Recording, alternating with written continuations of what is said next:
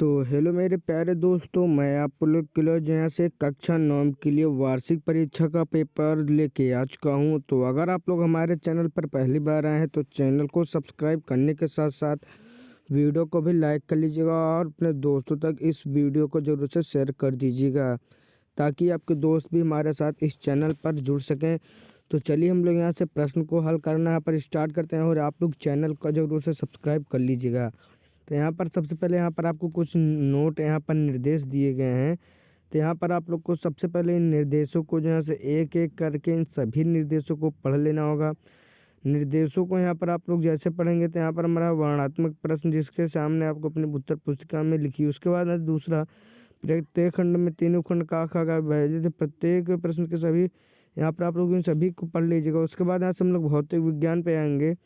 तो पहला प्रश्न कह रहा है ऊर्जा का MKS पद्धति में मात्रक होता है। तो यहाँ पर हम लोग को बताना होगा कि न्यूटन प्रति मीटर, यहाँ पर इसका सही उत्तर हो जाएगा। उसके बाद दूसरा प्रश्न कह रहा है किसी पिंड की गतिज ऊर्जा का व्यंजक है। तो एक बटे हाफ MV² सहित यहाँ पर उत्तर हो जाएगा। उसके बाद यहाँ से हर्ट्ज मात्रक है। तो यहाँ पे हमें बताना होगा कि हर्ट्ज जो है से हमारा किसका यहाँ पर मात्रक होता है। तो यहाँ पर हमारा फ्रिक्वेंसी यानी आवृत्ति का यहाँ से मात्रक हो जाएगा। उसके बाद चौथा प्रश्न कह रहा है निम्नलिखित में से सदिश राशि होगी। तो सदिश राशि हमारे इसमें यहाँ पर किस में होगी। तो यहाँ पर हम लोग को बताना होगा कि हमारे वेग जो है से एक सदिश राशि है। उसके बाद यहाँ से पांचवा प्रश्न कह रहा है अश्वशक्ति बराबर होता है। तो अश्वशक्ति यहाँ पर हमारा जहाँ पर किसके बराबर होता है। तो यहाँ पर आप लोग को बताना होगा कि यहाँ पर अश्वशक्ति जो हमारा एक अश्वशक्ति यहाँ पर हमारा बराबर होता है। तो यहाँ पर 746 वाट के यहाँ पर हमारा बराबर होता है।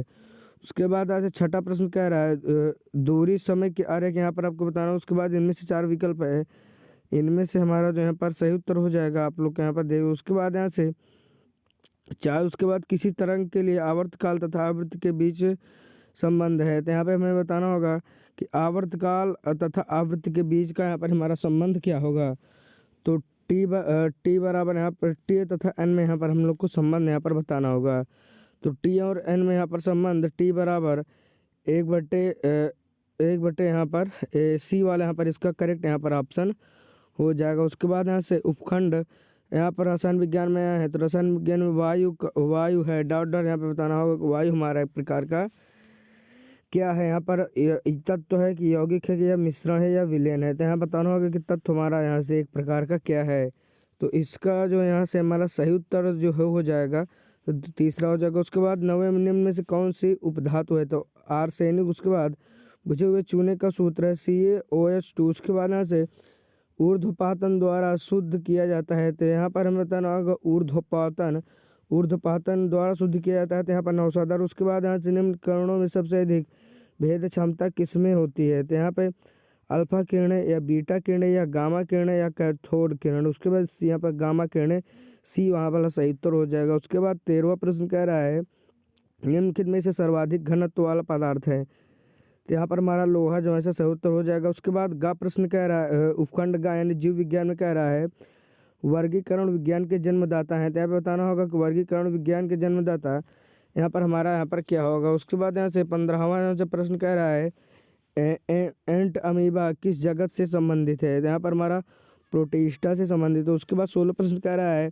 ऑक्सीजन निम्नलिखित में से किसके लिए हानिकारक है। तो यहाँ पर नाइट्रोजन स्थिरीकारी जीवाणु हो जाएगा। उसके बाद 17वां प्रश्न कह रहा है निम्नलिखित पोषकों में से कौन सा पोषक उर्वरकों में उपलब्ध नहीं होता है। तो इसमें हमारा जहाँ से सही उत्तर यहाँ पर जो हो जाएगा ये हमारा आयरन हो जाएगा। उसके बाद रक्त लाल, यहाँ पर आप लोग को इनमें से कौन सा बताना होगा, 4 में से यहाँ पर आप लोग को बता देना होगा जो इसका सही उत्तर हो जाएगा। उसके बाद यहाँ पर हीमोग्लोबिन सही हो जाएगा। उसके बाद 19वां प्रश्न कह रहा है मनुष्य का वैज्ञानिक नाम है। तो होमो सेपियंस सही उत्तर यहाँ पर हो जाएगा। उसके बाद यहाँ से 20वां प्रश्न कह रहा है आत्मघाती थैली किसे कहते हैं।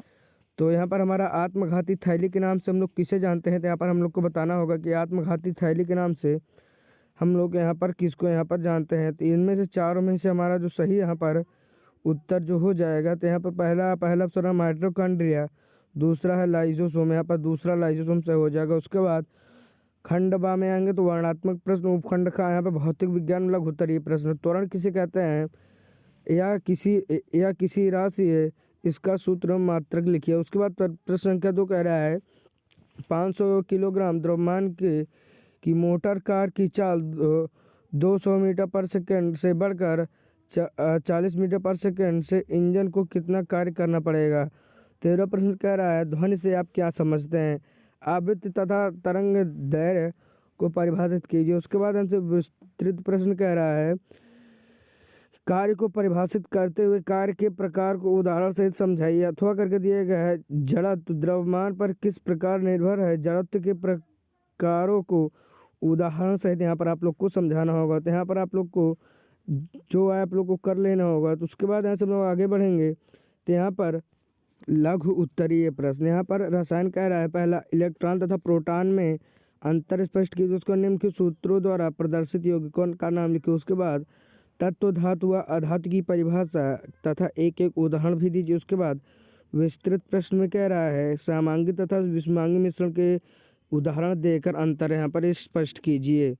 उसके बाद कह रहा है समस्थानिक तथा समभारिक को परिभाषित कीजिए तथा समस्थानिक के अनुप्रयोग। उसके बाद अथवा करके गया भौतिक तथा रासायनिक परिवर्तन में अंतरों उदाहरण सहित स्पष्ट कीजिए। निम्नलिखित के द्वारा वर्गीकरण दर किस प्रकार यहाँ पर प्रभावित होती है। उसके बाद यहाँ से लघु उत्तरीय प्रश्न में आएंगे तो जीव विज्ञान में कह रहा है वायु प्रदूषण के 4 स्रोत व उनसे होने वाली हानियाँ बताए। उसके बाद स्तनधारी वर्ग के मुख्य लक्षण लिखिए। स्तन वर्ग के उपसर्गों का उल्लेख कीजिए। उसके बाद रेखित तथा अरेखित पेशियों में अंतर स्पष्ट कीजिए। उसके बाद विस्तृत प्रश्न कर कोशिका झिल्ली की संरचना एवं कार्य को सचित्र समझाइए। अथवा करके कोशिका किस कोशिकांग को शक्तिग्रह कहते हैं एवं क्यों, इसकी आंतरिक संरचना का सचित्र वर्णन कीजिए। तो अगर आपको वीडियो पसंद आई हो तो वीडियो को लाइक कर दीजिएगा और चैनल को ज़रूर से सब्सक्राइब करना मत भूलिएगा और शेयर भी कर दीजिएगा।